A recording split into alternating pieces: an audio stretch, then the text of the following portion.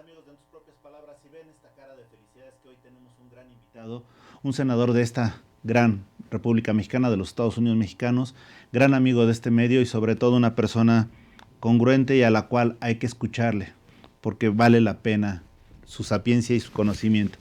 Emilio Álvarez de Casa, ¿sigo o ya con eso me quedo, Emilio? No, hombre, bueno, ya con esa presentación no me toca más que oírte. ¿Cómo estás, querido Alejandro?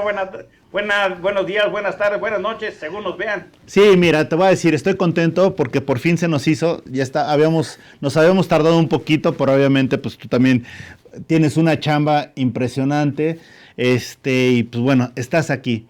Y antes de iniciar la entrevista, sí te pregunto, pasó algo el domingo pasado, falleció un diputado, bueno, una persona que fue diputada, senador, servidor público, secretario de Estado, embajador, fundador de varios partidos, participante de otros, etcétera, básicamente Porfirio Muñoz Ledo. ¿Qué significa él para la política mexicana? Porfirio es una persona excepcional, es una capacidad de ideas, de oratoria, incluso de desafíos. Las conversaciones con Porfirio no solo eran de alta velocidad, sino de alto contraste. Me parece que en los últimos 50 años, la participación de Porfirio en la transición política de este país es clave. Es un hombre yo diría, una de las figuras más destacadas de la transición democrática. Un hombre que a los partidos le quedó chico, transitó por el PRI, transitó por el PRD, transitó por el PARM, luego fundó un partido Nueva República, luego estuvo en Morena, pero esencialmente tuvo la capacidad siempre de hacer las rupturas con la fuerza que tendría que hacerse para poder abrazar la congruencia de la búsqueda de la democracia. Así como en su momento rompió con el PRI por búsqueda de procesos democráticos, lo hizo con el PRD y también lo hizo con Morena. Su última gran ruptura fue con Andrés Manuel López Obrador, justo en la búsqueda de la lucha democrática. Él decía que Morena se le había salido el corazón. Sorprende siempre escuchar de amigos y adversarios su extraordinaria capacidad. Yo me lo encontré alguna vez en Bruselas cuando él era representante, el embajador de México ante la Unión Europea. Ya estaba haciendo una revolución como le hizo Naciones Unidas y ya es una impresionante capacidad. En muy distintos foros lo encontré. No siempre de acuerdo con él, pero lo que más me impresionaba es que aunque no estuvieras de acuerdo con él acababa siempre diciendo, bueno, en esto estamos de acuerdo. La verdad es que lo vamos a extrañar porque su capacidad en la oratoria, su sagacidad para los dichos, para hacer imágenes con palabras, nos va a hacer falta. Una voz, yo diría una voz libre, una voz crítica y, hombre, por supuesto, de mucha controversia. Un hombre muy controversial, pero yo le tengo un profundo respeto porque me refiero a él como una persona que siempre fue fiel a sus ideas y en congruencia, y actuó en congruencia, y creo que el hilo conductor de su vida fue la búsqueda de los procesos democráticos. Oye, nada más por curiosidad, yo se lo pregunté alguna vez al maestro Porfirio, le dije, oiga, ¿y usted al final es de izquierda, derecha o de centro? Y lo que me dijo es, ¿y para qué me lo preguntas? ¿Vale la pena clasificarlo o vale la pena ver lo mejor por México? Y ya, eso fue lo que me dijo. Pero te pregunto así realmente, ¿de qué era izquierda, derecha, centro? Yo lo entiendo él como un hombre liberal, como un hombre más vinculado a la lucha de los derechos humanos, a la lucha más que podemos entender como socialdemócrata, centroizquierda. Hoy es complicado porque esas definiciones que en algún momento eran claves, hoy parecen más etiquetas que no necesariamente ayudan. Hoy es difícil la lectura de izquierdas y derechas. Hoy es difícil ver con mucha claridad, sobre todo en un país como el nuestro, donde están pues las ideologías puras y duras. Creo que eso ya no funciona. Pero en todo caso, yo diría, pues Porfirio fue un hombre, qué capacidad y qué inquietud y me parece que entonces las ideologías ya no le quedaban. Fíjate que alguna vez escuchaba a un embajador y me decía que oradores como él, nada más le había tocado conocer a dos, un embajador latino, Porfirio Muñoz Ledo y Alan García, en ese sentido. Decían, ellos te pueden vender lo que quieran, porque te van a convencer de cualquier manera. Una voz potente y sobre todo una dicción contundente encerrado en un contexto impresionante. Tienen la posibilidad de cambiar el mundo con sus palabras. Y así es. Y bueno, cambiando un poquito de tema, Emilio, vámonos tantito a lo que estamos viviendo hoy. ¿Qué está pasando hoy en el Senado de la República? Por favor, platícanos. Mira, el Senado pasa por un nuevo momento de redefinición. Nos estamos enfilando hacia el último año de los 6 que dura nuestro mandato. Estamos en una especie de calma chicha, como le dicen, la calma antes de la tempestad. Ahora hay un periodo, no hay periodo de sesiones, estamos en la etapa de la comisión permanente, estamos en receso. Eso pues lleva el trabajo legislativo en la Cámara como una especie de dinámica más aletargada. La mayoría de las y los senadores estamos en nuestros lugares de origen. Yo en mi caso en particular estoy viajando mucho, articulando, construyendo el Frente Amplio por México, el Frente Cívico Nacional, pero vendrá el tiempo de septiembre. Y ahí lo primero que va a pasar es un nuevo reacomodo del Senado, porque 4 senadoras y senadores del PRI han abandonado sus filas. Eso llevará a un reacomodo de cuántos somos en dónde. Puede haber una discusión de los órganos de representación. El PRI pasa a ser entonces la cuarta fuerza. La primera Morena, la segunda el PAN, será el MC la tercera y luego el PRI la cuarta. Y también es la última etapa del eclipse electoral.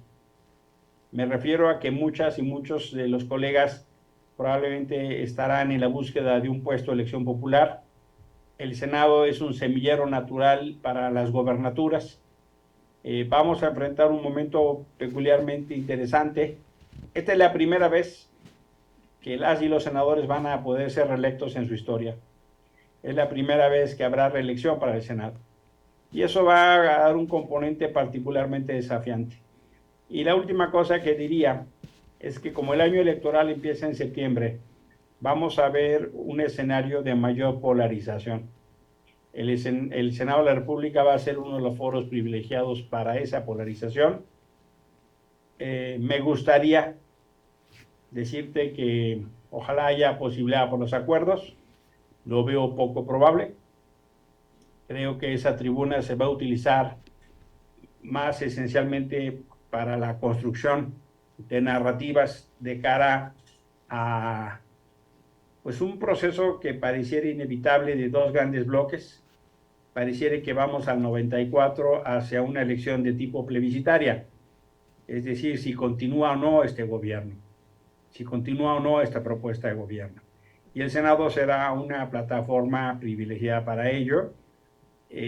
Hay algunos temas pendientes muy críticos que van a cruzar las discusiones. El tema del INAI, por ejemplo, el nombramiento de los comisionados. Tenemos muchos nombramientos de jueces electorales y de magistrados electorales y que están atorados porque la mayoría de Morena y sus aliados no quieren que se decida. Pero eso nos va a tensionar de inicio. Tan pronto regresemos, Alejandro, no tengo duda que esos temas van a tensar mucho el debate legislativo. Ahora, hay algo que también me llama mucho la atención. Esas 20 leyes que se aprobaron en una madrugada bastante negra para todos, ¿realmente qué va a pasar con ellas? Yo sé que ya está en el Poder Judicial, pero ¿qué va a pasar con eso? Mira, en 32 ocasiones, la Suprema Corte de Justicia de la Nación ha dicho que cuando no se siguen los procesos parlamentarios, las leyes o las reformas constitucionales no son vigentes. son inconstitucionales y por tanto ilegales. Es muy probable que de ese paquete la gran mayoría de las que han sido impugnadas sean anuladas, con lo cual otra vez vamos a perder tiempo, vamos a perder certeza, vamos a perder dinero. Yo soy de las personas que en esta generación es la primera vez que es legislador, pero comento con distintos colegas y nunca habíamos tenido que acudir tantas veces a la Corte y lo hemos hecho más de 20 veces. La gran mayoría de las ocasiones podemos demostrar y documentar los errores procedimentales, los vicios legislativos y los errores parlamentarios. Yo te podría decir, hombre, qué bueno que les ganamos, se los dijimos, pero debo decirte que yo sí pienso que cada vez que la Suprema Corte resuelve un litigio de esta naturaleza, es una derrota del Poder Legislativo, porque en lugar de construir acuerdos, se construyen conflictos. Ojalá no fuera necesario, Alejandro, ir a la Suprema Corte. Ojalá la Corte no tuviera que decirnos esto es ilegal, porque pudiéramos nosotros, me refiero al Senado, a la Cámara de Diputados, nosotras, resolver estas controversias y llegar a acuerdos previos, pero como no hay voluntad de acuerdos, pues eso propicia el desencuentro y el conflicto. Pero fíjate que también lo veo por los particulares y refiriéndome, por decirte algún ejemplo, a una ley minera, la cantidad de particulares que se han amparado, que han gastado y todo, nada más para que llegue a ser una mera anécdota esta ley, ¿no? Que ojalá que eso sea, ¿no? Pero de todas formas, la desconfianza, la inseguridad, la incertidumbre ya se dio. Y eso de las cosas que más nos perjudican como país, ¿no? Esas contradicciones, lastimosamente. Genera una mala ley, es la oportunidad para cualquier tipo de litigios, porque mucha gente se va a amparar y entonces en lugar de tener un nuevo marco que resuelva legalidad y legitimidad, lo único que dispara son los conflictos. E incluso es bastante absurdo porque tienes como distintas leyes al mismo tiempo, porque hay gente aparada, luego se anula la ley y luego si queda la vigente, si no queda la anterior. Lejos de ayudar a la certeza jurídica, se ayuda al conflicto. Mira lo que está pasando con la energía eléctrica, es lo mismo, ¿no? Si hubiera voluntad de resolver las cosas, se platica y se acuerda. Las leyes no son más expresión que eso, pero cuando se cree que solo una visión de México es legítima, es válida, pues lo único que haces es potenciar los conflictos. Desde luego, tienes toda la razón y curiosamente estamos prácticamente celebrando ya el Día del Abogado y es cuando más se tendría que mostrar un respeto a las leyes, ¿no? Sí. Mira, para mí es muy complicado. Yo les digo, oigan, ¿cómo es eso de que en lugar de que se hacen las leyes, mandan mensajes de que no les importa? O sea, ¿cómo que no les importan las reglas? ¿Cómo por su conducta le dicen a la gente que les vale madres la ley? Pero si aquí se hacen. O sea, yo sí pienso, vengo de esa escuela que dice que las palabras eventualmente convencen, pero los ejemplos arrastran. ¿Qué ejemplo damos si ni siquiera nosotros cumplimos la ley?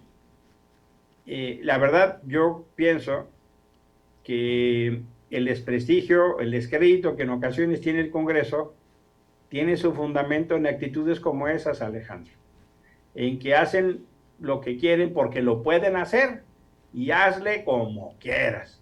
Bueno, eso llevado a la vida cotidiana, pues sí hay gente que le hace como quiera y hay gente que le hace con armas, hay gente que le hace con conflicto, hay gente que le hace con engaños, con corrupción, con violencia, porque el mensaje que se manda no es de respeto a la ley ni a la Constitución.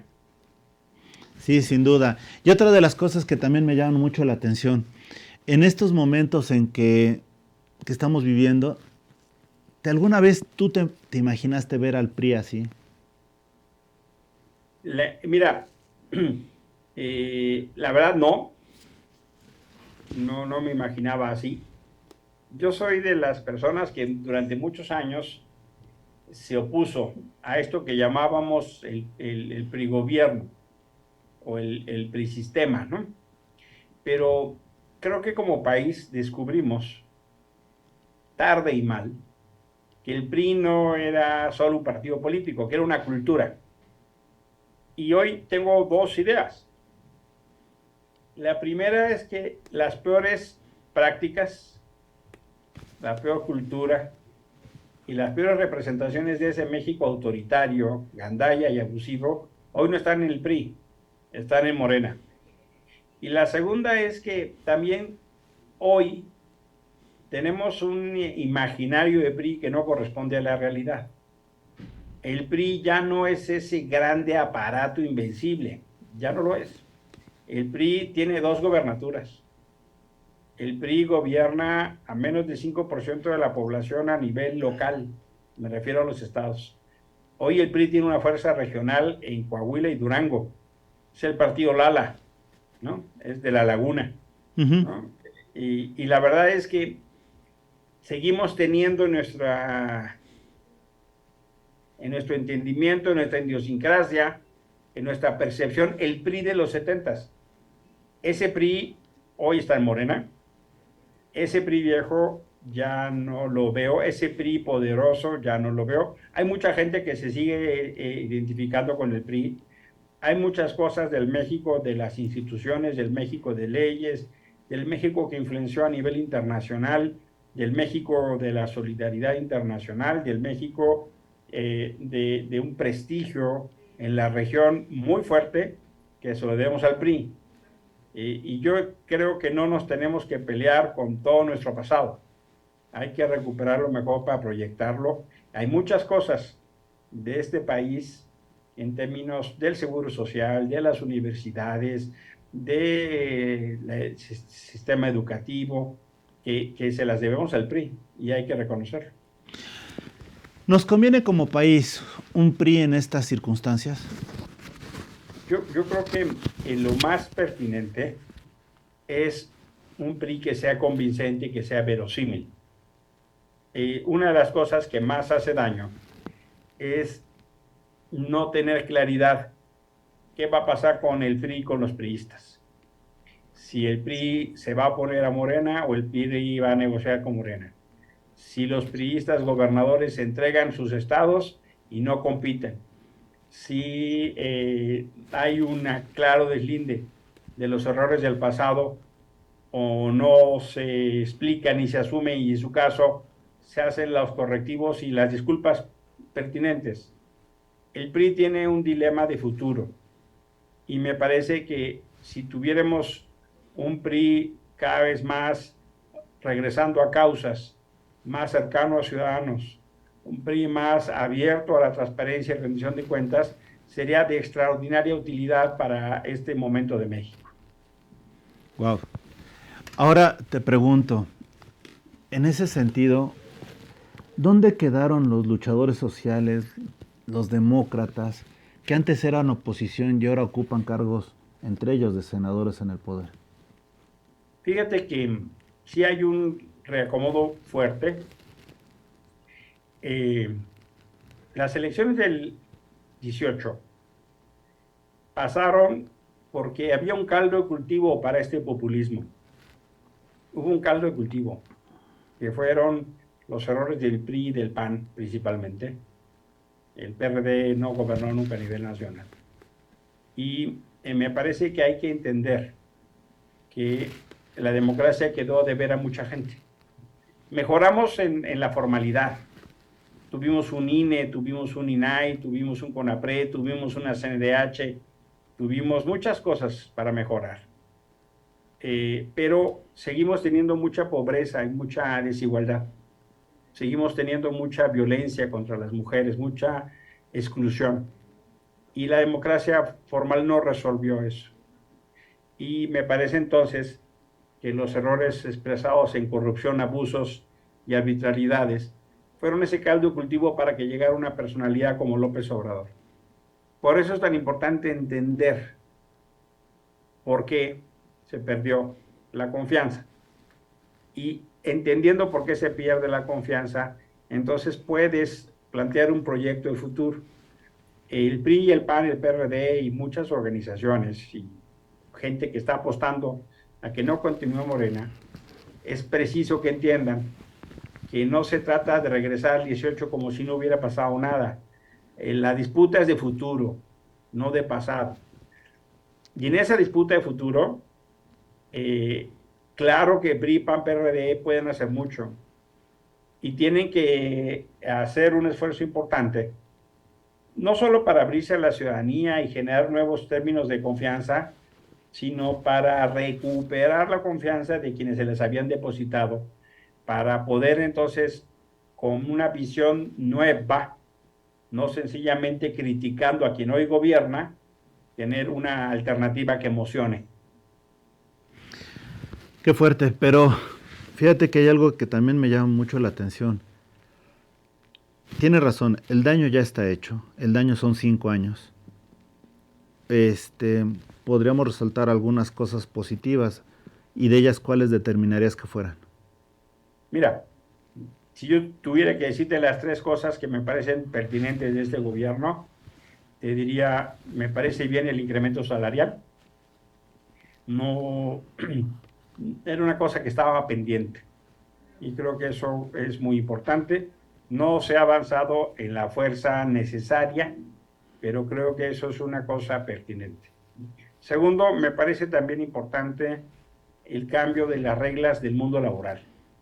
El mundo laboral en este país era de un atraso, todavía sigue siendo, pero era casi del siglo XIX, ¿no? Bien por influencia de los tratados internacionales, bien por decisión propia, se está dando una puesta al día, le llaman un ayornamiento al todo el derecho laboral. Y una tercera cosa que me parece importante es que se le empezaran a cobrar impuestos a empresas que no pagaban, empresas que tenían estados de privilegio y de excepción, que habían participado en contratos anticipados al apoyar campañas y que ahora se ha decidido hacer una mayor recaudación. Esas tres me parecen como las ideas más potentes de este gobierno. Y bueno, ¿cuántas serían el contrapeso? Las malas, ¿cuáles crees que sean? Mm, Creo que la lista es mucho más grande. La primera de todas es la enorme irresponsabilidad del presidente de la República de lucrar de la polarización. Yo no puedo culpar a López Obrador de que inventara la polarización. Ya existía, ¿no? Antes hablaban de nacos y de pirurris, ¿no? Y antes hablaban de pelados y gente decente, ¿no? De chavos fresas, ¿no? Y de chidos. Hoy son otros términos, pero la polarización ya existía. Lo grave, lo irresponsable, lo profundamente dañino, yo creo que lo peor que ha hecho López Obrador es lucrar de la polarización. Un lucro político, un lucro electoral, enfrentando a mexicanos con mexicanos. Eso me parece a mí lo más denostable de este gobierno. Creo que es un gobierno que queda, por supuesto, con muchas deudas. Es un gobierno de espectáculos, no es un gobierno de resultados. No le sale nada. El sistema de salud está hecho un desastre. La seguridad vive sus peores momentos.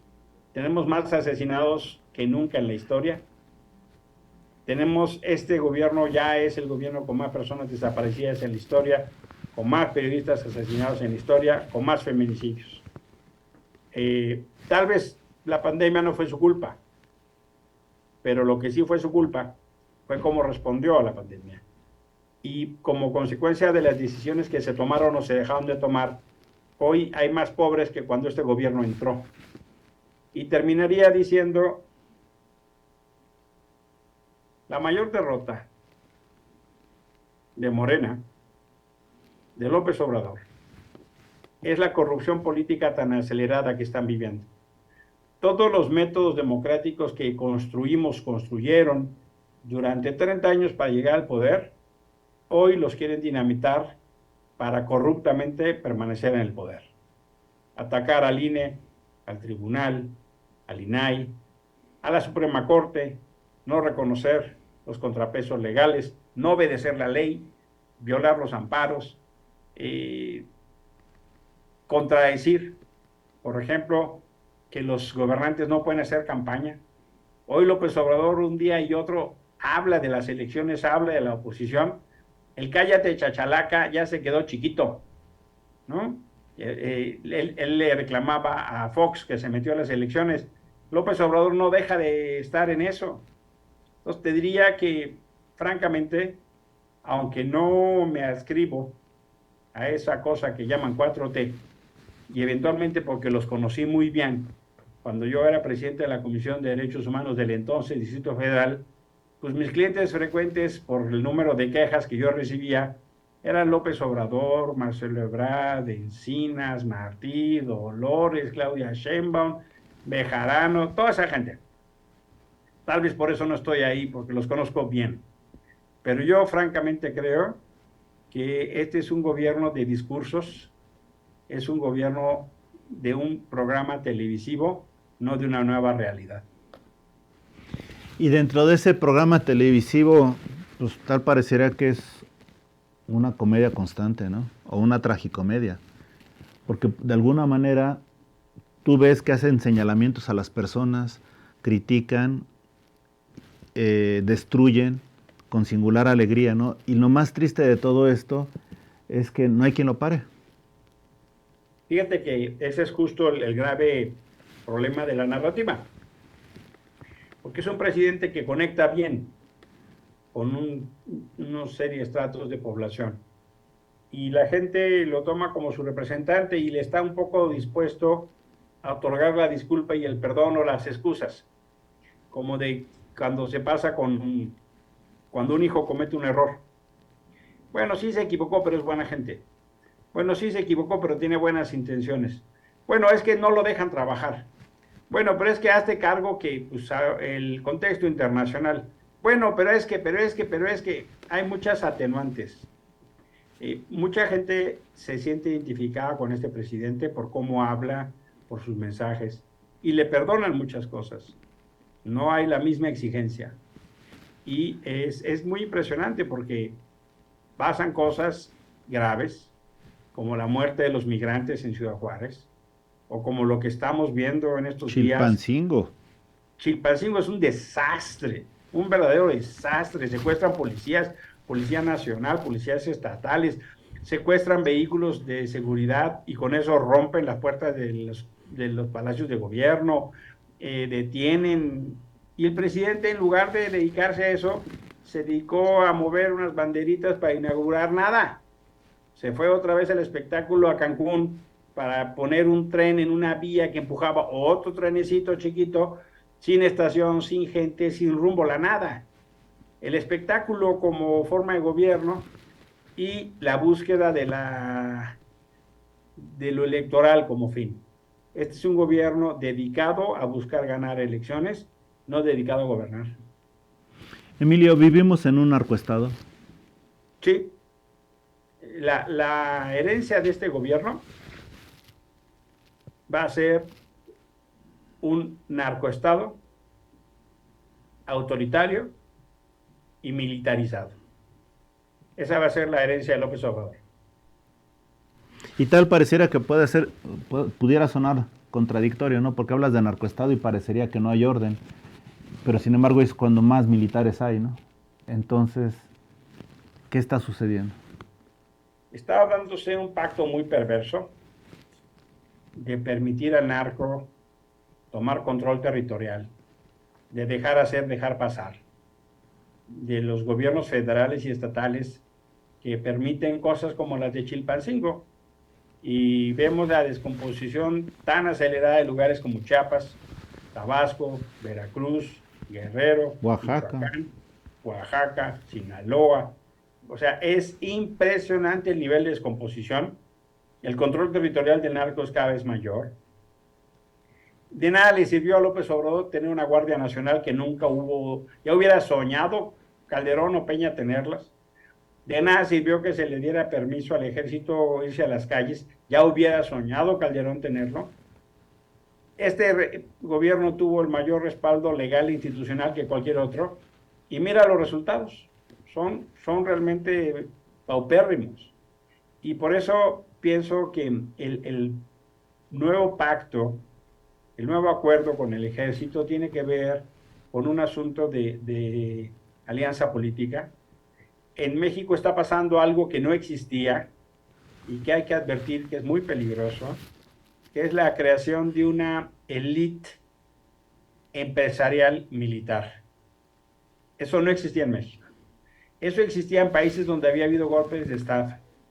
Países como Chile, Argentina, Brasil, Centroamérica.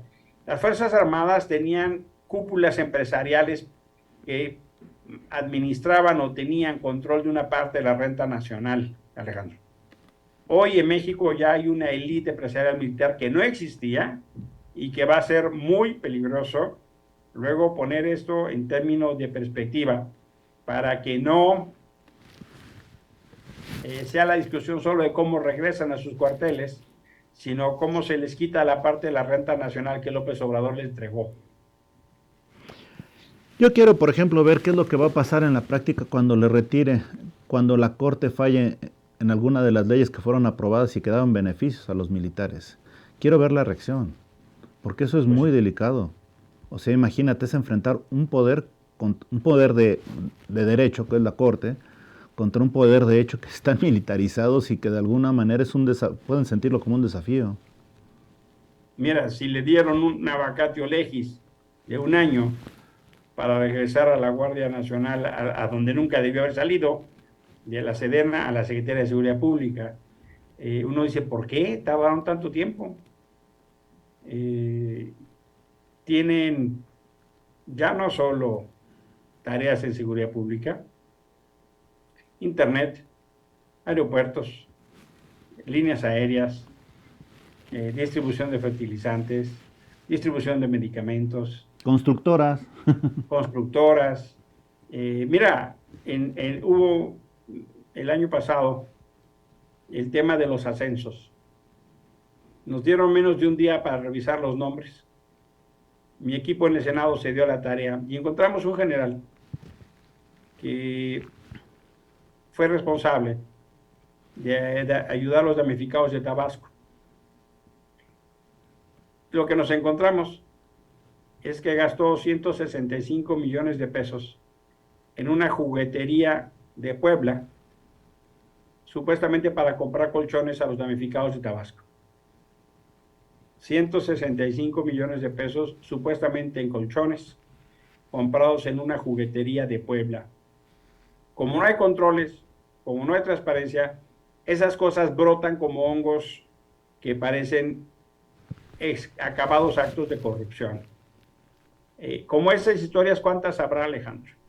No, recuerda que muchos militares se les depositó, no lo digo yo, se les depositaron en sus cuentas personales para llevar a cabo la construcción. Entonces, perdón, no es que queramos ofenderlos con esas dudas, es que la verdad, si tiene cola de pato, hace ruido de pato y camina como pato, es un pato. Entonces no es que nosotros pretendamos otra situación. Y también por otro lado hay algo que me llama mucho la atención. Dentro de toda esta situación, algo que pudo haber sido tan importante que era el show mediático, tragicómico, musical, etcétera, de las mañanas, que era de alguna manera una buena idea para informar y mantener cerca a la población, se ha transformado en algo que son señalamientos sin bases y desafortunadamente cada vez es más peligroso. Hoy, lo decías, vivimos en una sociedad polarizada, pero realmente, ¿quién escapa de esa polarización? ¿Cuántas familias no se están ahorita peleando entre ellas por mantener posturas contradictorias derivadas de estas situaciones?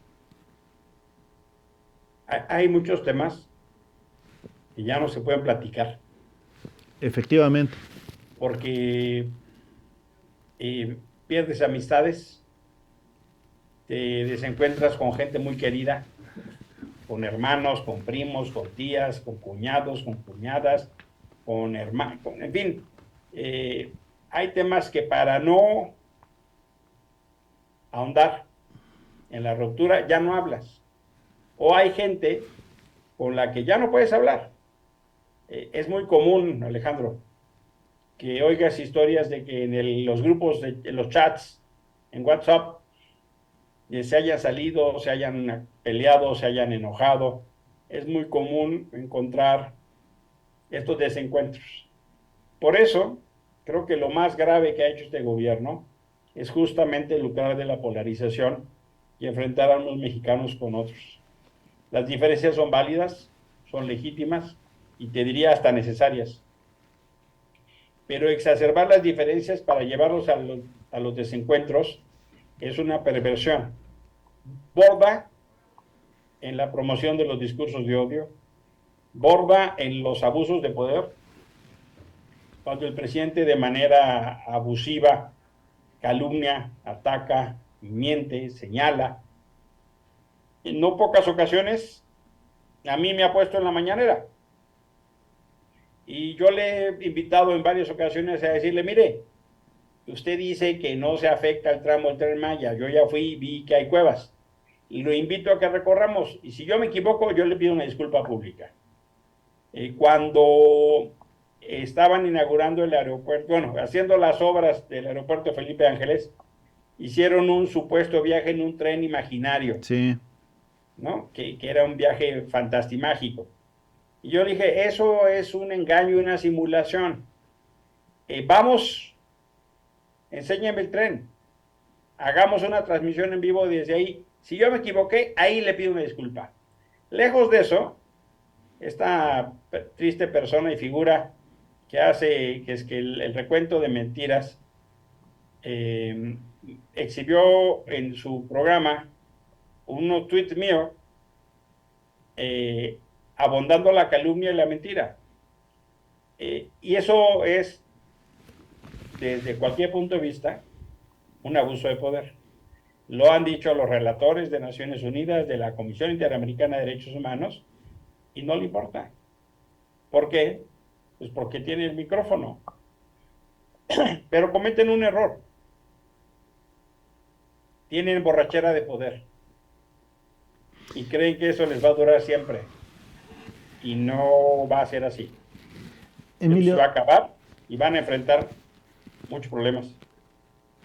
¿dónde quedó la sensatez de algunas personas que, pues, que realmente eran reconocidas o de alguna manera se mostraban congruentes con sus dichos? Ya no digo de todos, pero hay gente que se estimaba valiosa y desapareció. Andrés ha construido un término de relación donde la polarización empieza en su núcleo cercano. O estás indiscutible, innegablemente conmigo, o estás contra mí. Y gente inteligente, gente crítica, gente pensante, gente que contribuyó a una parte de los cambios, los hemos visto sucumbir, los hemos visto, algunos arrastrarse ante el poder, otros bajar la cabeza, otros esperar mejores momentos para hablar. No deja de ser penoso encontrar a gente inteligente en el difícil papel de cerrar la boca y bajar la cabeza. Qué fuerte. Ahora bien, vamos a hablar un tema no de películas de adultos. Iba a decir ficheras, pero no es así, corcholatas. Y en esas corcholatas, independientemente de lo despectivo que puede llegar a sonar, y desafortunadamente los que están orgullosos de serlo, te pregunto, ¿qué va a pasar de ahí cuando uno sea elegido o una sea elegida? Mira, yo estoy de acuerdo contigo. Es un término muy despectivo, ¿no? Y que el propio presidente se refiere hacia ellos en este juego macabro de él presentarse como el gran destapador. Las hoy corcholatas no necesitaron hacer nada, no necesitaron ningún ejercicio, lo único que necesitaba era convencer al destapador de que los pusiera como corcholatas. Ahí tenías a Monreal desesperado para que lo invitaran. Ahí tienes a Velasco desesperado o a Noroña para que los consideraran. Lo único que se necesitaba es que el destapador, por excelencia, dijera, sí, sí, yo los invito. Y creo que estamos viviendo una etapa de fuertes desencuentros al interior de Morena. Va a haber desgastes, pero pienso que eso le gusta a López Obrador, porque la persona que quede, cualquiera que ésta sea, eh, va a quedar debilitado y por lo tanto va a quedar más hipotecado con López Obrador o hipotecada con López Obrador. Yo creo que Andrés es de una naturaleza tal, de una necedad tal, que a estas alturas del partido ya no va a cambiar. Han hecho todo lo posible en términos de recursos, de dinero, de muchas cosas para promover a Claudia Sheinbaum. Pienso que esa es la corcholata consentida. Y puede haber escaramuzas, puede haber sacapelos. Ojalá hubiera rupturas, pero igual y me equivoco. Pero Emilio, es verdad, va a haber algo raro, algo que se percibe extraño. Pero por el otro lado, la manera tan incómoda en que se ha dirigido a Xochitl llama mucho la atención, ¿no? Fíjate que uno se pregunta legítimamente, ¿Andrés tiene intención de promover a Xochitl? ¿O en verdad su enojo es tal que no lo puede ocultar, no lo puede controlar? Algo parecido nos pasó con las marchas del 13 de noviembre, cuando salimos cientos de miles en la ciudad y 60 ciudades más. Y cuando salimos el 26 de febrero, que tampoco, por más que le dijeron que no hablara, no pudo, no se aguantó las ganas. La verdad es que el gran promotor de esas manifestaciones de noviembre y de febrero fue el propio Andrés. Cuando empezó a insultar, cuando empezó a ofender, cuando empezó a mentir, pues mucha gente dijo, yo tengo que hablar, yo tengo que salir, yo tengo que expresarme. Creo que algo similar está pasando con Xochitl. Me dio mucha risa el video este de Xochitl, que además es muy elocuente, cuando dice, pues yo creo que López Obrador tiene un crush conmigo, porque sacan este video donde habla y habla y habla y habla y habla y habla de Xochitl, ¿no? Yo pienso que les descompuso el cuadro, yo pienso que sí le tienen miedo, yo pienso que en verdad les cambió las variables y por eso las denostaciones tan significativas de parte de López Obrador. Fíjate que de alguna manera lo hemos platicado con varias personas y tal pareciera que toda la campaña que quiso hacer para que fuera Claudia una mujer auténtica de pueblo, sus dueños de pueblo, de alguna manera llegó Xochitl y lo tomó. Le tomó, Absolutamente. le tomó la cuadratura, es más, hoy por hoy ya hasta se ve cuestionable que llegue a ser una Claudia en contra de Xochitl, porque Es saben que que, Claudia queda en el papel de la fifí, ¿no? claro, Y Xochitl es una mujer indígena, es una historia de éxito, de trabajo, de subir, de promover, de hacer. Y vemos una Claudia Sheinbaum siempre rodeada de privilegios, una mujer blanca, una mujer de cúpulas, una mujer beneficiada por el poder de la clase política, que hace un enorme contraste con una niña que vendía gelatinas y tamales para sobrevivir. hasta de apellido extranjero, ¿no? Lo puedes ver así. Sí, puede decir, quién es más mexicana? ¿Xochitl o Sheinbaum? Claro, la otra vez estábamos viendo fotos donde aparece con una falda, Claudia, con la Virgen, ¿no? Pero realmente eso se ve como un disfraz. En el caso de Xochitl se ve como un vestido auténtico. Y eso es Sí, algo que lo ha robado, la autenticidad de sus dichos. sí. Hoy Xochitl embona mejor en los discursos de Andrés que la propia Claudia. Este disfraz que le pusieron a Sheinbaum con un vestido, una falda con la imagen de la Virgen, lo hicieron para Semana Santa en Iztapalapa. Pero es absolutamente falso, una impostura. Claudia es atea. Claro. ¿Qué hace con una falda de la Virgen de Guadalupe? pues lo único que está intentando es quedar bien. Pero si todos los que sabemos quién es Claudia, sabemos que ella es atea. Y lo puede ser y es muy respetable, pero lo que es muy cuestionable, yo diría reprobable, es el uso de imágenes religiosas para quedar bien.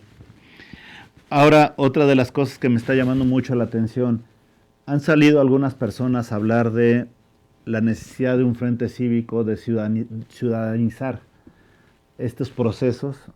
Puedo citar a, si no mal recuerdo, a Ulises Ruiz, Manuel Andrade, entre otros muchos, ¿no? Los cito a ellos porque han sido gobernadores priistas que ahorita están hablando de esto.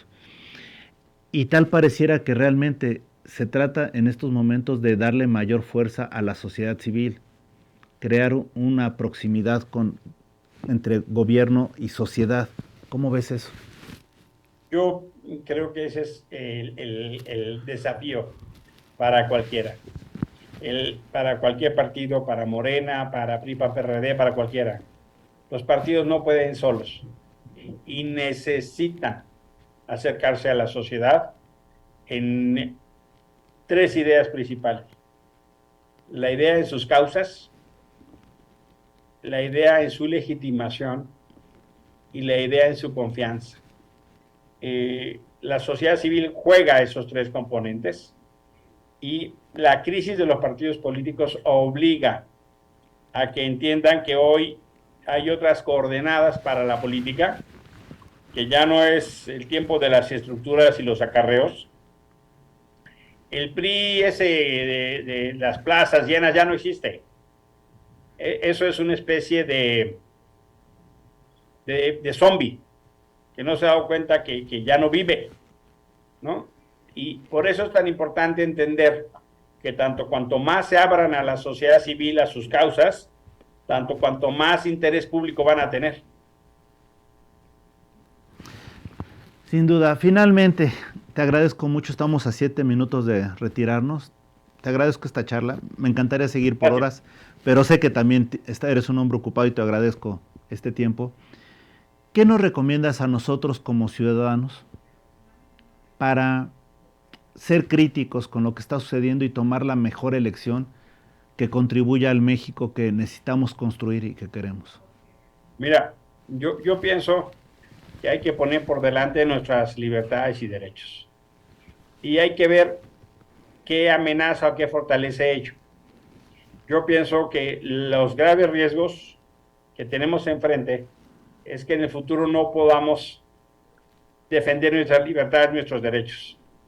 Esta administración ha sido una enorme decepción, una enorme tristeza. Y por eso yo les digo la importancia de sumar entre muy diferentes actores para construir algo que nos permita enfrentar a la máquina autoritaria que hoy gobierna. Yo soy de las personas que no está en ningún partido político. En el Senado soy un senador sin grupo parlamentario, soy independiente, formamos el Grupo Plural, justo porque creo que hay que sumar ideas en un solo objetivo. Pienso que es muy importante que la gente que quiera se sume apoyando alguna candidatura, en el caso del Frente Amplio, una figura para coordinar estos trabajos.